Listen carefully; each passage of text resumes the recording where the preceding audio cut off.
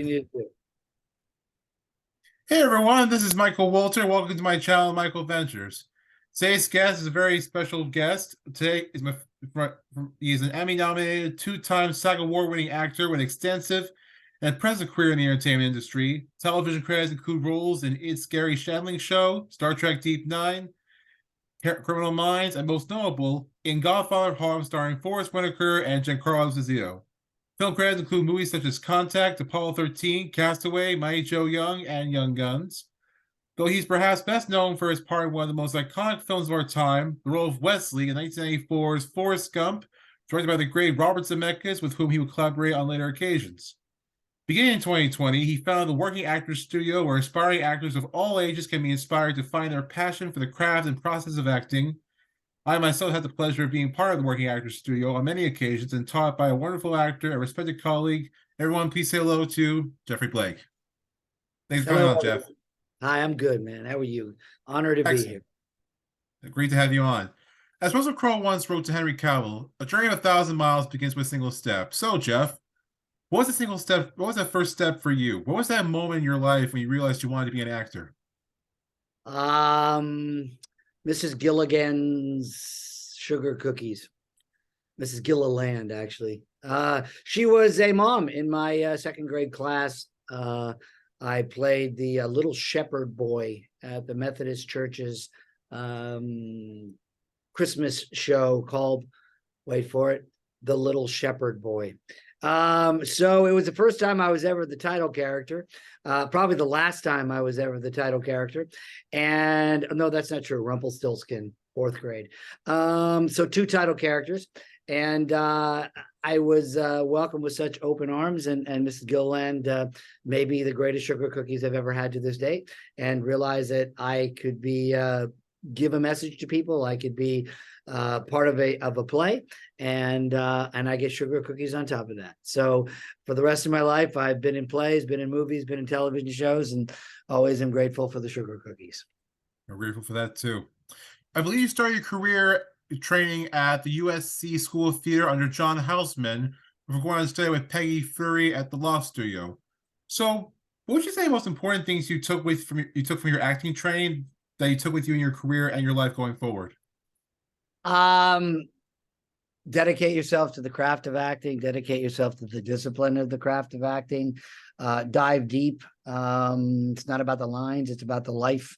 You have to have the soul of a rose and the hide of a rhinoceros to be an actor, and to be an actor is a blessing. It's not a right. And always when you're an actor, dive deep, do the best you can, completely leave everything out there when you play a role. Don't look back, and understand that being an actor is literally a gift. And when you're given that gift, be grateful and have humility. Indeed. What was your very first acting job, and tell us about your experience with that? My very first acting job professionally, Yes. screen or stage. Anyone. All right, let's go screen. My very first acting job on screen, I believe, I have trouble remembering. I can't remember whether it was Guy in the Truck in The Last Starfighter, or if it was But It's Not My Fault, an ABC after-school special starring myself and Billy Warlock of Baywatch fame. I think it was the after-school special. I'm not sure what wasn't our fault. I think it had something to do with shoplifting. And I think it was my, my maiden journey of being the bad guy.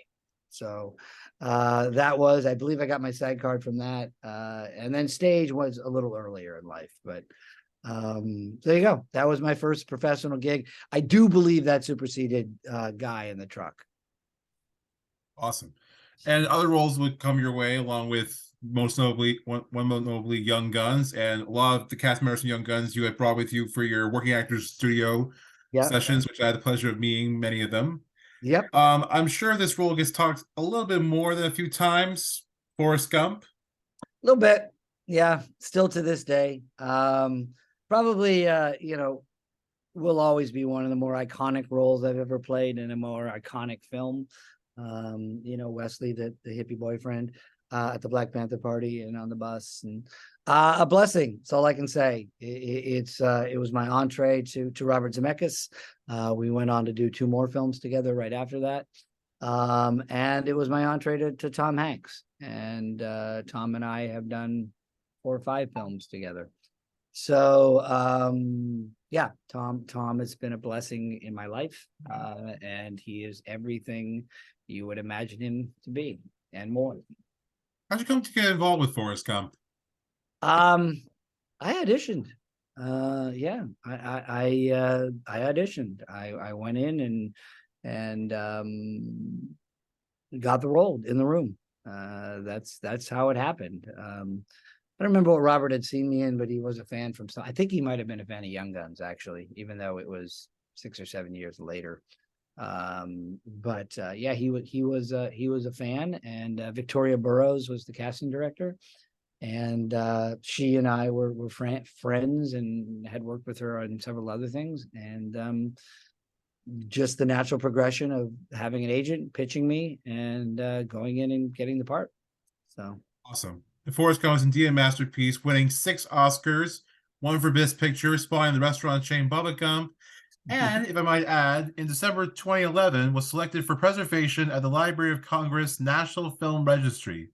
Yep. But Did most you or importantly, what you said there, Michael, most importantly is that I still get an employee discount at Bubba Gump Shrimp Companies. But go ahead. did you or anyone involved with the making of Forrest Gump knew how big of a film this was going to be? No, quite the opposite.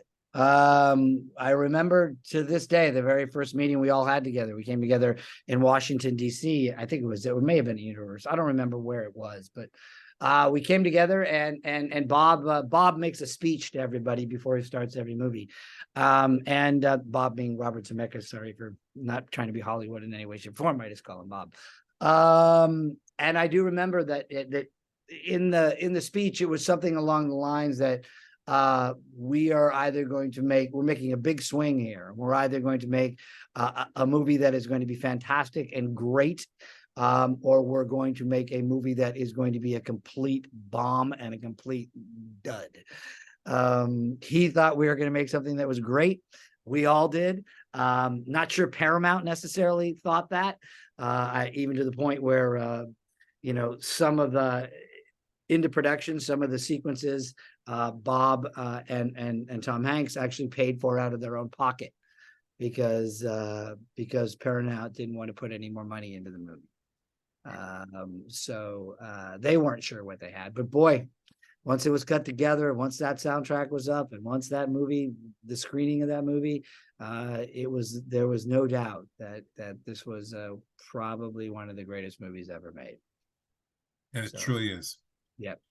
Emilio Estevez and Ron Howard were also among your frequent collaborators with directors. True. So even though this next question is particularly the 3 mentioned, Emilio Estevez, Ron Howard, and Bob Zemeckis, this really goes for any director you work with, whether it be a stage or screen. Yes. In your career, which director challenged you the most creatively as an actor, and how? Wow. I wouldn't want to say that any one of them in particular challenged me in a different way. They're all very different.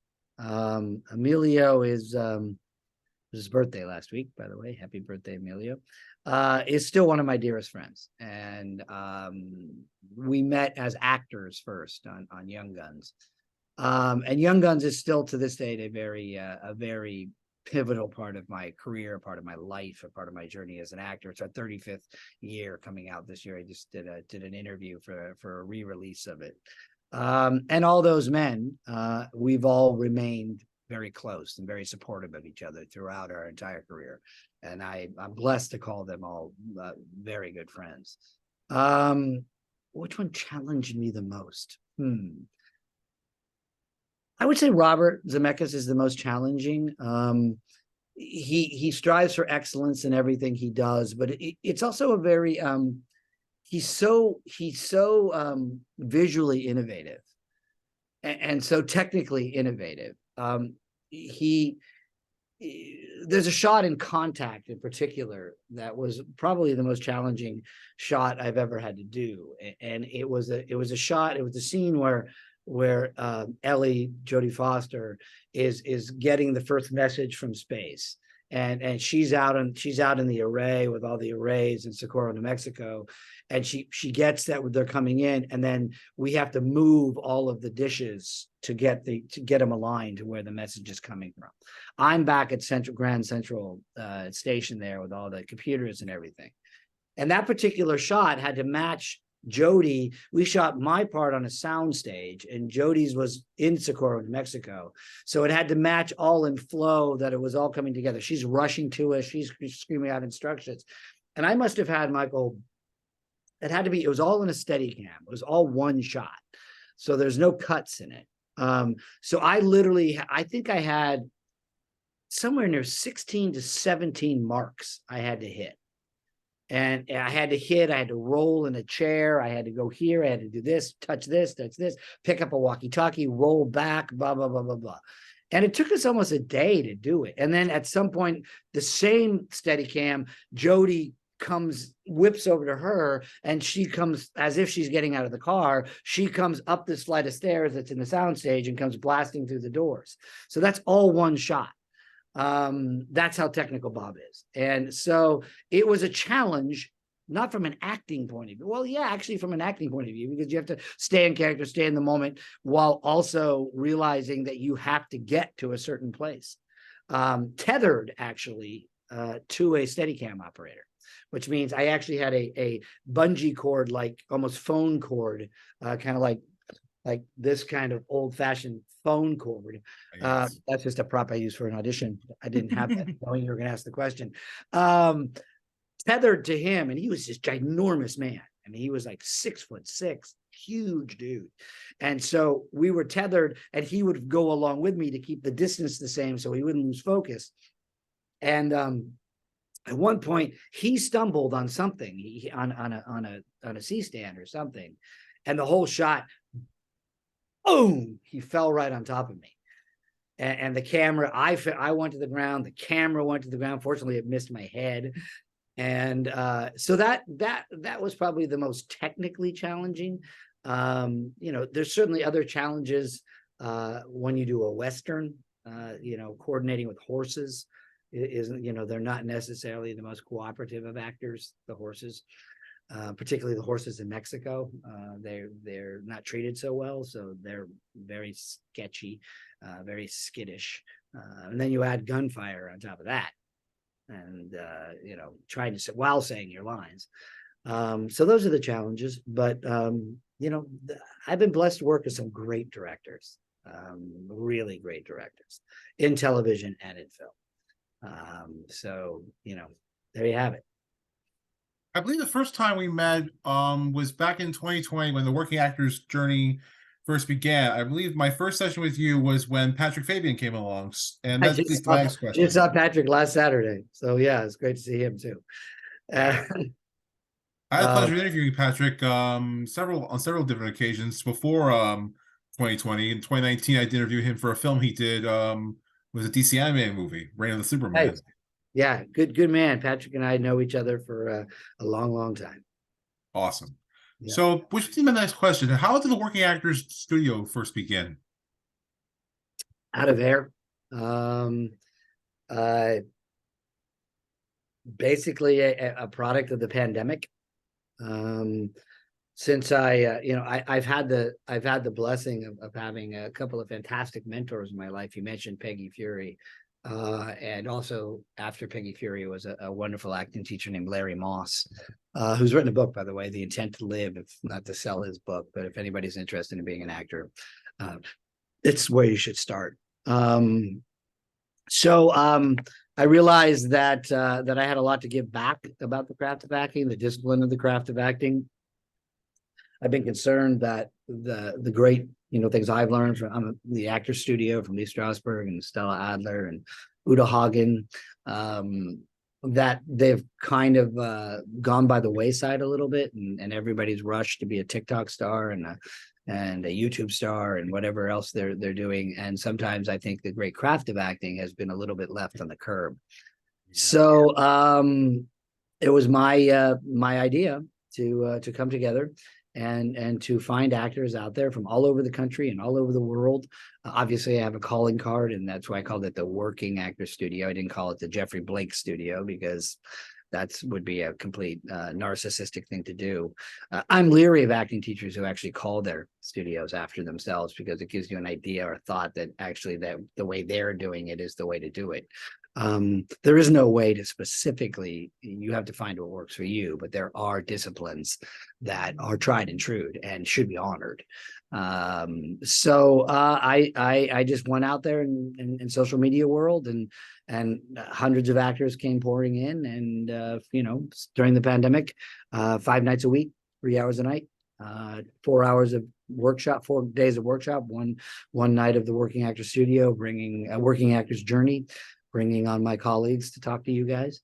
And that's where it began. And you know, it's tapering off because, you know, I have other things I'm doing in my life. And still like to mentor actors, still coach a lot of actors. And that's what it is. I hope that you found I'm a good teacher. I think I am. You are an excellent teacher. I've been in your class many times. You are a spectacular teacher and an excellent human being. So to wrap this up, can you tell us a little about some of your upcoming projects? Yes, I can actually. And there's one in particular I'm very excited about. It's called A Little Dark. And in its form, we're not sure if it's going to be a pilot or if it's going to be just a festival short film. But it's a young girl named Haley Williams. She lives up in Seattle. And it's semi-autobiographical. It's about a town called Odessa, Washington, which is way outside of Seattle. And it's about the relationship between a daughter, 2 daughters. One is Amy Paxton, who you know, who's in the studio. I got her the part. And it's about a relationship about this very dark family and a very dark secret in this family. You know, I play the patriarch of the family. And I don't want to give too much away, but you know, needless to say, it's called A Little Dark is the name of the title. It's a lot dark, and it's a great role. And I you know, I had the great blessings to work with Haley, who's a young filmmaker who will be heard from. And I did it because I just loved her script. I loved the authenticity of it. I loved the personal side of it. I loved the depth of it. And I look forward to seeing it's still being edited. And then there's always those opportunities around the corner. I'm reading a lot. I'm just, you know, not obviously can't do anything right now because there's a writer's strike. You know, I'm writing a lot. Can't do anything with that because there's a writer's strike. And anticipate that there will soon be an actor strike. So those are my 2 things. I write and I act, and I'm on strike. So there you go. What's my new project? Pickets. But there are, you know, Michael, you know, I'm blessed to work all the time. And you know, I always know that you know, those directors you talked about, there's always projects for them, and I look forward to whenever that door knocks. And there's some other directors who I'm in discussions with, doing some things with as well. So I always look for, that's the great part about the acting journey. You know, it comes, and then it comes in waves, and you just ride the wave. Ride the wave indeed. Yep. Thanks a lot, Geoffrey. Everyone, thanks for listening to it today. Everyone, this is Geoffrey Blake. Subscribe to our channel, and everyone have a good day. Yes, Michael, you are outstanding. It's my honor to know you. You're outstanding yourself, Geoffrey. It's my honor to know you as well. Right. Namaste, everybody. Namaste.